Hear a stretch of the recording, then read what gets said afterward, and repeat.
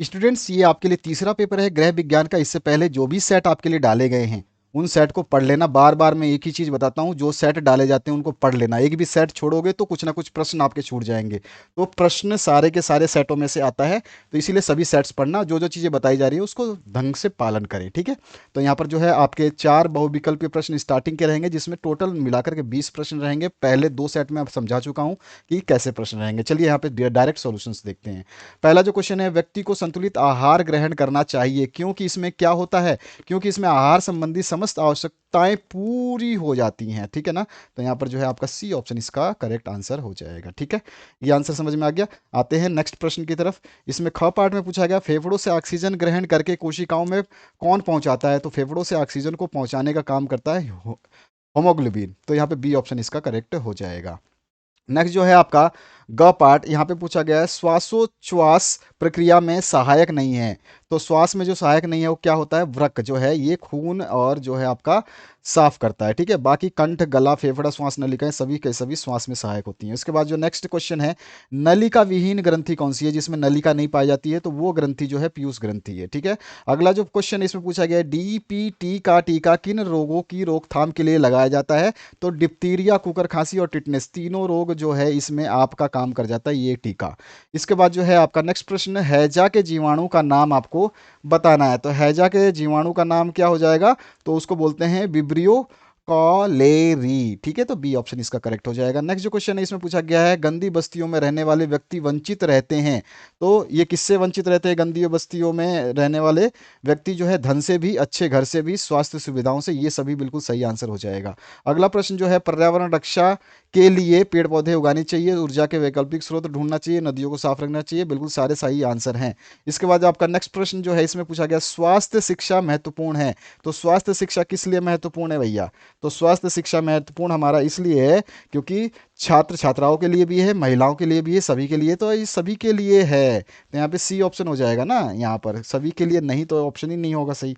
इसके बाद आ जाइए नेक्स्ट प्रश्न पे, जिसमें आपसे पूछा गया है, बाढ़ से नष्ट होता है। तो बाढ़ से क्या नष्ट होता है, फसल, मकान, सड़कें और रेल मार्ग, ये सारे के सारे नष्ट होते हैं। सही बात है या गलत है, तो हमारा आंसर हो जाएगा सही बात है, ठीक है। सारे के सारे ये सभी।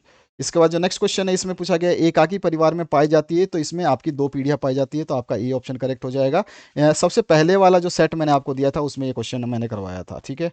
इसके बाद आते हैं नेक्स्ट क्वेश्चन पे। यहाँ पूछा गया, बाल अवस्था में व्यक्तित्व के विकास पर प्रभाव पड़ता है। बाल अवस्था में किसका प्रभाव पड़ेगा भैया, तो बाल अवस्था में पड़ने वाला प्रभाव जो है माता पिता का भी है, शारीरिक भी प्रभाव है, आर्थिक स्थिति का भी प्रभाव है। इन सभी का बाल अवस्था में प्रभाव पड़ता है भाई, ठीक है। कोई भी चीज़ कम होगी तो ऑब्वियस सी बात है बाल अवस्था में उसका व्यक्तित्व पर प्रभाव पड़ेगा ही पड़ेगा। इसके बाद आता है नेक्स्ट जो है आपका, बाल विवाह के उन्मूलन हेतु आवश्यक है। इसके उन्मूलन हेतु क्या आवश्यक है, तो दहेज प्रथा का विरोध भी, जन जागरूकता होना और शिक्षा का प्रसार, ये सभी आवश्यक है। इसके बाद जो नेक्स्ट क्वेश्चन है इसमें पूछा गया है, भारतीय कानून के अनुसार लड़की तथा लड़कों की विवाह योग्य आयु क्या मानी गई है। तो यहाँ पे क्या आंसर हो जाएगा, 18 से 21 वर्ष मानी गई है। तो हमारा सी ऑप्शन यहाँ पे करेक्ट हो जाएगा। अगला जो प्रश्न है उसकी बात करते हैं, पति पत्नी के बीच सामंजस्य के कारण है।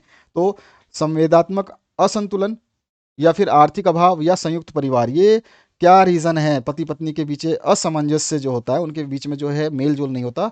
तो ये भाई असंतुलन हो तो भी हो सकता है, आर्थिक भेदभाव यानी कि कोई ज़्यादा कमाता हो या कोई कम कमाता हो, या कोई बड़े घर का हो कोई छोटे घर का हो, और संयुक्त परिवार अगर साथ में है तो भी दिक्कत होती है। तो ये सारे के सारे रीज़न सही हैं यहाँ पे, ये सभी सही है। ड ऑप्शन करेक्ट हो जाएगा, ये मतलब डी ऑप्शन करेक्ट हो जाएगा, ठीक है।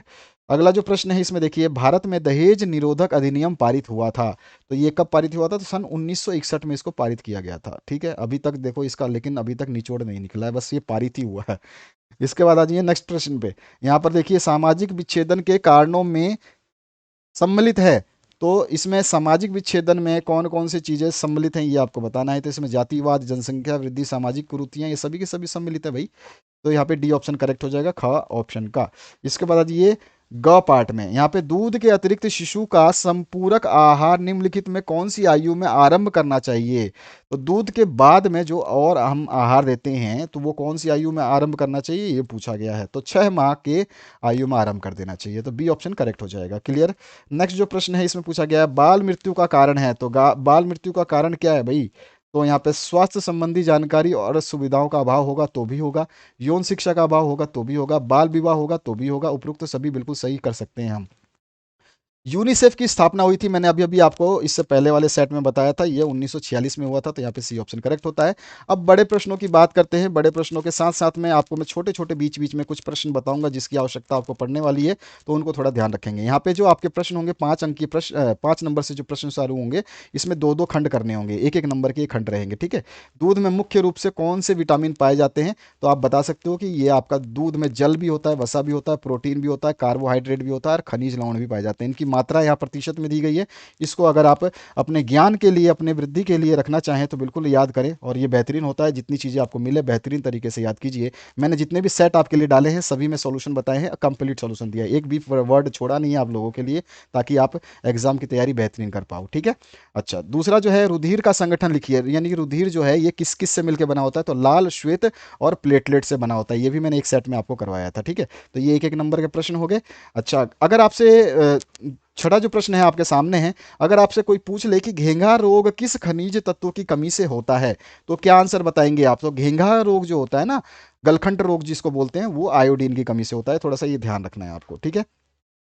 तो यहाँ पे प्रतिवर्ती क्रियाएं किन्हें कहते हैं। अच्छा, प्रतिवर्ती क्रियाओं से भी एक छोटी सी मेरे को क्वेश्चन याद आ रहा है जो महत्वपूर्ण माना जाता है। प्रतिवर्ती क्रिया का तो आंसर आप देख ही लोगे, और इसी का ख पाठ में पूछा जाएगा। संवेदी ग्रंथि की स्थिति और कार्य भी आपको बताना है, तो दोनों आंसर यहाँ पे आपके सामने हैं। और क्वेश्चन का मैं आपको आंसर देता जा रहा हूँ, और साथ साथ में जो मोस्ट इंपॉर्टेंट कुछ क्वेश्चन आपसे पूछे जा सकते हैं इसके अतिरिक्त, वो भी मैं बता रहा हूँ। हृदय किस प्रकार की मांसपेशियों द्वारा निर्मित होता है, ये बता सकते हैं आप कोई भी। तो इसका आंसर क्या होगा, हृदय जो है ये हद पेशी से निर्मित होता है, हद पेशी, ठीक है, हद पेशी से निर्मित होता है। ध्यान रखना है, ये सारे क्वेश्चंस जो बोल रहा हूँ मैं, वीडियो को भगा करके स्क्रीनशॉट लेने में मस्त मत हो जाना, क्योंकि जो चीज़ें बता रहा हूँ वो आपके काम की है, क्योंकि इसके बाद कोई सेट नहीं डालूंगा, मैं 3 सेट डाल चुका हूँ। तो यहाँ पर देखिए 7वें प्रश्न, अशुद्ध जल के माध्यम से फैलने वाले रोगों के नाम। ये देखो एमसीक्यू भी बन सकता है, एमसीक्यू में दे देगा टाइफाइड, किससे, अशुद्ध जल से कौन सा चीज़ फैलता है, तो आपको हैजा भी फैलता है, अतिसार होता है, पेचिस होता है, पीलिया होता है, टाइफाइड होता है, ये सारी चीज़ें इसमें शामिल है, ठीक है। तो ये चीज़ आपको ध्यान रखना है। और उसके बाद में नेक्स्ट जो है पर्यावरण प्रदूषण के कारण, आप आराम से देख सकते हैं पर्यावरण प्रदूषण को, ठीक है ना। अच्छा, अगर आपसे एक क्वेश्चन और पूछ लेता है कभी कभी, कि अगर व्यक्ति दूर की वस्तु को न देख पाता है तो वो कौन सा रोग होता है, तो उसको बोलते हैं हम, दूर की वस्तु अगर नहीं देख पाएगा तो निकट दृष्टि दोष बोलते हैं। ध्यान रखना, दूर की चीज नहीं देख पाएगा तो उसको बोलेंगे निकट दृष्टि दोष। अगर पास की वस्तु नहीं देख पाएगा तो उसको बोलेंगे दूर दृष्टि दोष, ठीक है। उल्टा बोला जाता है, जो होता है वो नहीं बोला जाता, ठीक है। ये चीज़ आपको ध्यान रखना है, तो ये चीज़ें बीच बीच में सुनते रहना, आपके काम की है। बाकी आंसर आपके सामने मिल रहे हैं। 8वें प्रश्न की बात करें तो स्वास्थ्य शिक्षा के मुख्य उद्देश्य यहाँ पर सामने हैं आपके, और इसमें ख है प्राकृतिक आपदाओं से क्या आशय है, ये भी आपको बताना है। तो दोनों क्वेश्चंस को ध्यान से देख लीजिए। इसके बाद जो है आपसे एक प्रश्न और पूछा जाता है, सबसे बड़ी अंतःस्त्रावी ग्रंथि कौन सी है। सबसे बड़ी अंतःस्त्रावी ग्रंथि कौन सी है, ये आपको बताना है। तो सबसे बड़ी अंतःस्त्रावी ग्रंथि का नाम आपको बताना है, उसका नाम है थायराइड ग्रंथि, ठीक है। ध्यान रखोगे। चलो, यहाँ पे आप देखो 9वां प्रश्न, जन्म जन्म जन्म के उपरांत शिशु को मुख्य रूप से कौन कौन से टीके लगाए जाते हैं। ये सारे टीकों की जानकारी आपको होना चाहिए, ऑब्वियस सी बात है, आने वाले पड़ाव में आपको भी टीके लगवाने होंगे शिशु को। और यहाँ पर जो ख पार्ट है, शिशु मृत्यु दर को रोकने के 2 उपाय, आराम से बता सकते हो। बहुत सारे उपाय है भाई, उपायों की कमी थोड़ी है, तो यहाँ पर आप उपाय बता सकते हैं, ठीक है। आगे बढ़ते हैं। अब लघु उत्तरीय यानी कि 2 2 अंकीय प्रश्न रहेंगे। इसमें क पार्ट 2 अंक का और ख पार्ट 2 अंक का, 10 अंक, 10 नंबर प्रश्न से शुरू होगा। दो आपको जो अगर आपने बोर्ड की वेबसाइट से मॉडल पेपर डाउनलोड नहीं किया है तो उसको डाउनलोड कर लेना, उसमें सारे के सारे जो पैटर्न है ना वो बताया गया है। तो लघु उत्तरीय प्रश्न जो है यहाँ से शुरू होते हैं, जो 2 अंकीय प्रश्न होंगे। नवजात शिशु के लिए, स्कूली बच्चों के लिए संतुलित आहार का निर्धारण किस प्रकार किया जाता है, ये आपको बताना है। नवजात शिशु के लिए बता देना है, ठीक है।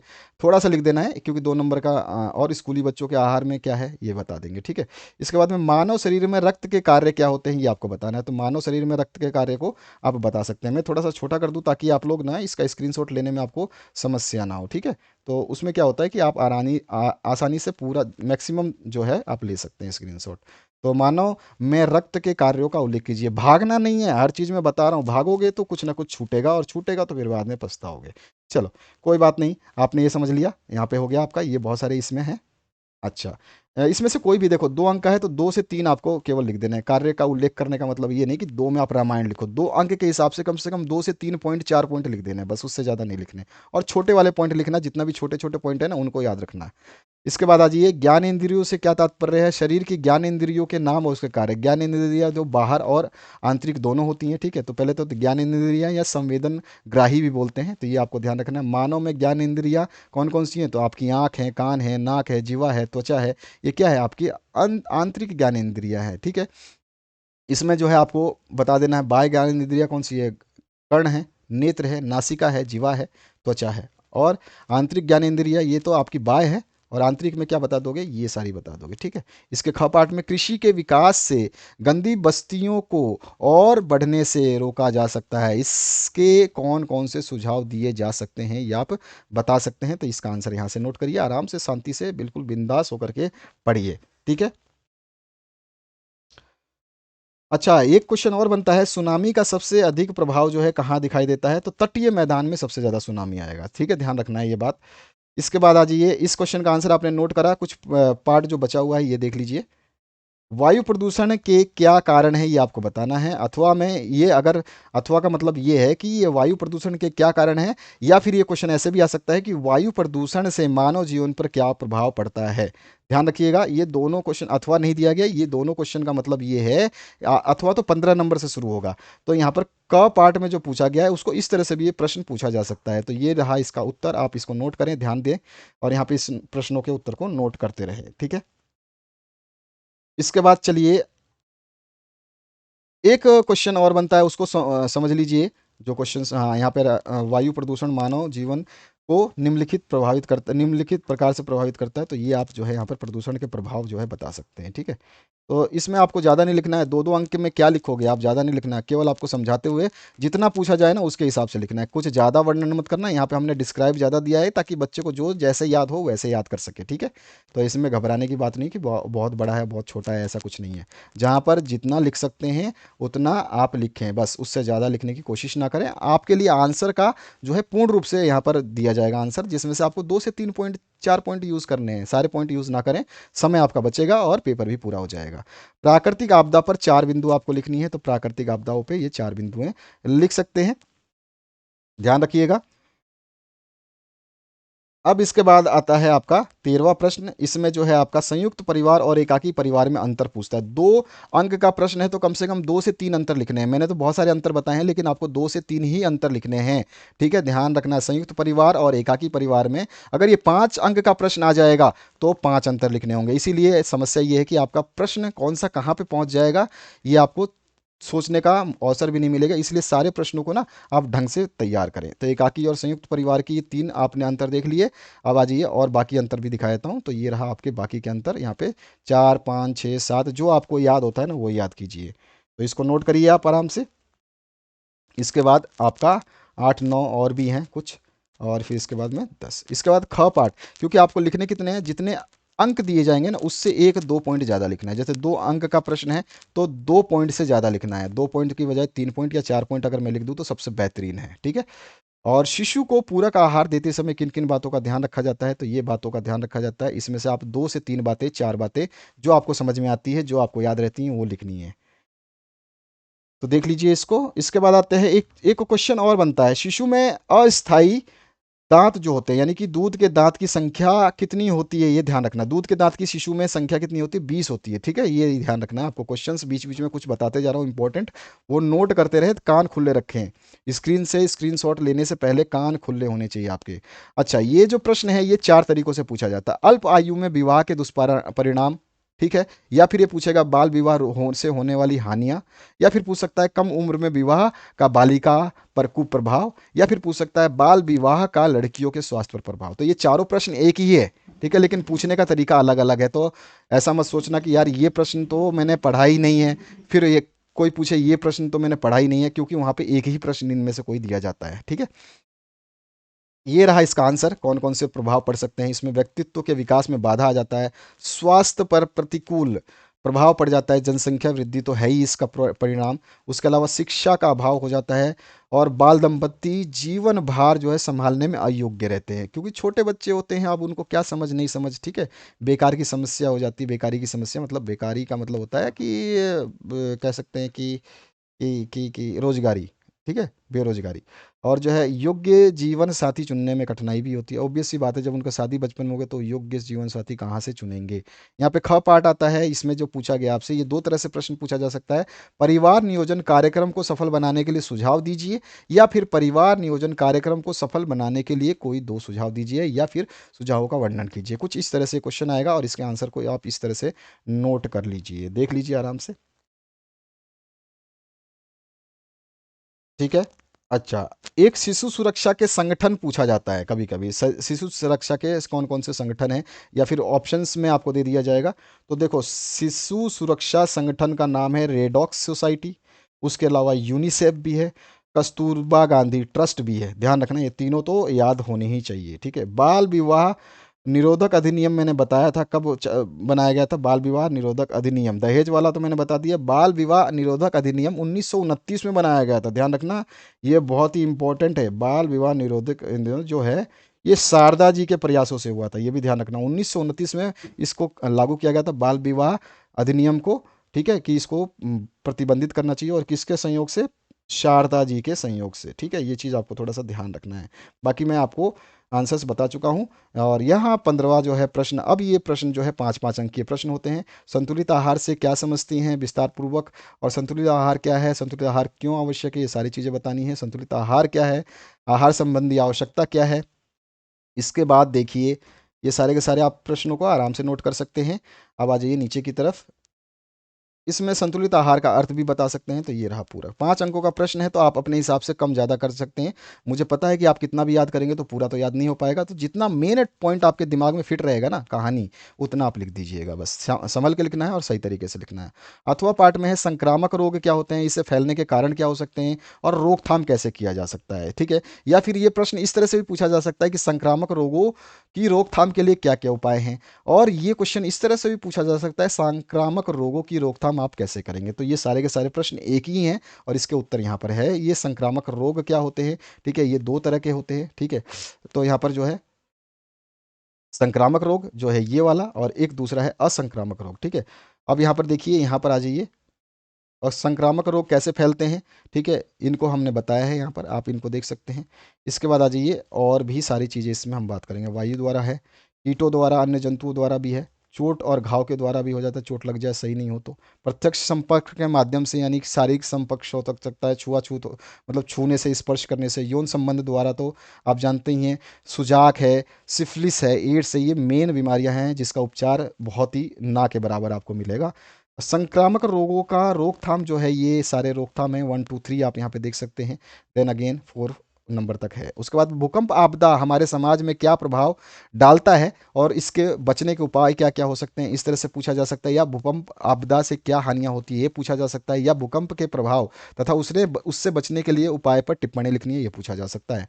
तो ये रहा भूकंप क्या है, ठीक है, और भूकंप के बारे में पूरा इसका प्रभाव बता देंगे, ये रहा प्रभाव इसका।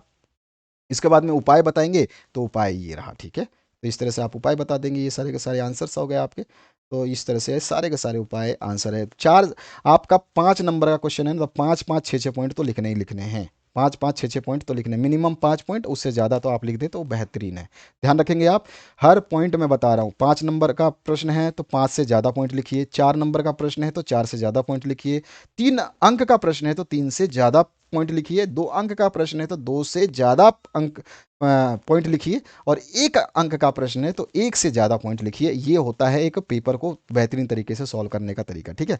या अब आपको जो है इसमें अथवा प्रश्न भी दिया जाएगा, जिसमें व्यक्तित्व निर्माण में किन कारकों का योगदान है, या फिर व्यक्तित्व को परिवार तथा वातावरण कैसे प्रभावित करता है, ये भी पूछा जा सकता है। इसी क्वेश्चन के ये भाग हैं, मतलब ये क्वेश्चन इस तरह से पूछा जाए, या इस तरह से पूछा जाए, या इस तरह से पूछा जाए, या इस तरह से पूछा जाए, या इस तरह से पूछा जाए। ये सारे प्रश्न एक ही है, यानी कि इसका आंसर एक ही होगा, ये ध्यान रखना है। और ये आंसर इस तरह से होगा, ठीक है। तो ये रहा आपके सामने इसका आंसर। व्यक्तित्व को प्रभावित करने वाले कारक कौन कौन से हैं, ये रहे इसके कारक, ठीक है। इन सभी कारकों को नोट करते जाएंगे।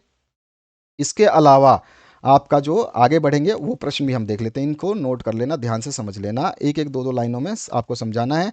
और ज़रूरी नहीं है कि आपको सारी चीज़ें लिखनी है, मैंने बताया कि पॉइंट उतने ही लिखें जितनी की आवश्यकता है, और छोटे से छोटे पॉइंटों को ज़्यादा याद करें, ठीक है।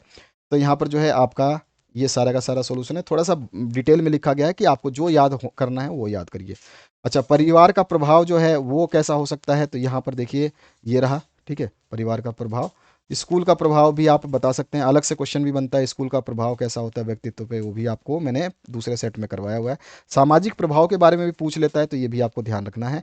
आर्थिक प्रभाव भी आपसे पूछा जा सकता है, तो ये भी ध्यान रखना है। सारी चीज़ें इसमें दे दी गई हैं। दहेज प्रथा से आप क्या समझते हैं, इसके क्या कारण है ये बता सकते हैं, या फिर दहेज प्रथा प्रबल होने के क्या कारण है ये पूछा जा सकता है, या भारतीय समाज में दहेज प्रथा के क्या कारण है ये भी पूछा जा सकता है। तीनों प्रश्न एक ही है, आंसर एक ही होगा, ये रहा इसका आंसर। दहेज प्रथा का अर्थ और परिभाषा लिख देंगे, ठीक है।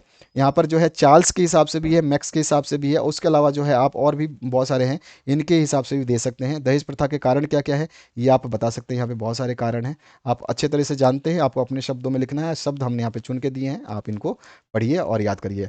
मैंने एक चीज़ आपको बताई है, सारे सेट पढ़ना अनिवार्य है, सारे सेट पढ़ लेना, सारे सेट पढ़ लेना। मैंने 3 सेट डाले हैं और तीनों सेटों को आपको पढ़ना है, बेहतरीन तरीके से पढ़ना है। हर चीज़ आपके लिए उपलब्ध कराई जा रही है, हर सब्जेक्ट उपलब्ध कराया जा रहा है, ठीक है। अथवा वाला पार्ट ये है, आप लोग शेयर करना भूल जाते हैं, पता नहीं क्यों शेयर नहीं करते हैं। आप लोगों में ये कमी है, पता नहीं आपके पैसे लग रहे हैं, क्या लग रहा है मुझे नहीं पता, लेकिन आप लोग अपने स्कूल में अपने फ्रेंड के साथ भी शेयर नहीं करते हैं, ये बहुत बड़ी बात है। चलिए वो आपको आपके ऊपर डिपेंड है, अब उससे हम आपको फोर्स तो नहीं कर सकते। इसका अथवा पार्ट में आता है, हिंदू विवाह की कानूनी अयोग्यता का वर्णन करना है। इसमें क्या अयोग्यता है उसको हमें समझाना है। तो यहाँ पर देखिए इसकी जो सॉरी अयोग्यता नहीं, योग्यताएं, योग्यताएं क्या क्या है ये आपको वर्णन करना है। तो कानूनी योग्यताएं जो है ये है आपको बतानी है, ये सारे के सारे आंसर्स इसमें हैं, ठीक है। ये आप आराम से नोट डाउन कर सकते हैं, ये आपका सॉल्यूशन होता है। अंतिम प्रश्न पे पहुंच चुके हैं, 18 ही प्रश्न आपको देखने को मिलेगा आपके परीक्षा के प्रश्न पत्र में। शिशुओं में होने वाले 3 लघु पाचक बीमारियों को संक्षेप में बताइए। शिशु को पाचन संबंधी विभिन्न रोगों से बचाने के लिए क्या करेंगे, या फिर शिशु को होने वाले सामान्य रोग कौन कौन से हैं और किन्हीं 2 रोगों के लक्षण और उपाय, ये मैंने एक सेट में पहले, इससे पहले जो सेट डाला उसमें बता दिया है। सबसे ज़्यादा शिशु को जो है पेट संबंधी परेशानियां होती हैं, सभी को पता है। तो ये सारे के सारी समस्याएं हैं जिसमें आपका दस्त हो जाएगा, इसके लक्षण देख सकते हैं, और फिर आप इसके उपचार भी बताएंगे, ठीक है। तो ये आपका उपचार हो गया। इसके अलावा जो है उनको कब्ज हो सकता है, यानी कि एक तो दस्त हो जाए कि रुके नहीं, एक कब्ज हो जाए कि आए नहीं। तो यहाँ पर जो है कब्ज के लक्षण क्या है, कारण क्या है, उपचार क्या है, तो ये सारे के सारी चीज़ें इसमें हो जाता है। इसके अलावा और कुछ, आपका पेट में दर्द भी हो सकता है, तो इसके भी कारण निवारण आप लिख सकते हैं, लक्षण क्या है, उपचार क्या है, ये सारी चीज़ें। तो आपसे 2 पूछा है तो 2 लिखिए, आपसे 2 ही ज़्यादा से ज़्यादा पूछता है, 3 पूछेगा तो 3 लिख दीजिए, सारी चीज़ें यहाँ पर है। और इसका अंतिम अथवा पार्ट जो है, बाल कल्याण से आप क्या समझते हैं या अभिप्राय क्या है, और बाल कल्याण संगठन क्या है ये भी पूछ सकता है, टिप्पणी लिखवा सकता है। तो ये सारे जो मैंने अभी अभी एमसीक्यू के रूप में आपको बताया था, उन जो आपके है संगठन जिसमें रेडॉक्स सोसाइटी आएगी उसके बारे में हम बताएंगे, ठीक है। तो ये रहा आपके रेडॉक्स सोसाइटी। यूनिसेफ के बारे में बताएंगे जिसका निर्माण 1946 में किया गया था, एमसीक्यू बनता है। उसके अलावा जो है आप बता सकते हैं कस्तूरबा गांधी ट्रस्ट के बारे में भी, और जो है विकलांगों की शिक्षा की व्यवस्था के बारे में बता सकते हैं। सरकार द्वारा संचालित बाल कल्याण कार्यक्रम कौन कौन से हैं, तो ये भी आप बता सकते हैं, ठीक है। तो यहाँ पर ये नगरों में बाल कल्याणी योजनाएं हैं, ठीक है। प्रसव पूर्व सुरक्षा जो है वो, प्रसव के दौरान सुरक्षा और प्रसव के बाद सुरक्षा, ये सारे हैं। ग्रामों में बाल कल्याण कार्यक्रम हैं, प्राथमिक स्वास्थ्य केंद्र हैं, जन स्वास्थ्य परिचारिका स्वास्थ्य, ये सब चीज़ें हैं। और दाइयों का प्रशिक्षण ये भी अनिवार्य है। तो इस तरह से ये प्रश्न पत्र जो आपने देखा, इसमें कंप्लीट सॉल्यूशन देखा आपने, सारे प्रश्न पत्र देख लीजिए, प्लेलिस्ट आपके सामने आ रही है। Thank you very much, have a good day.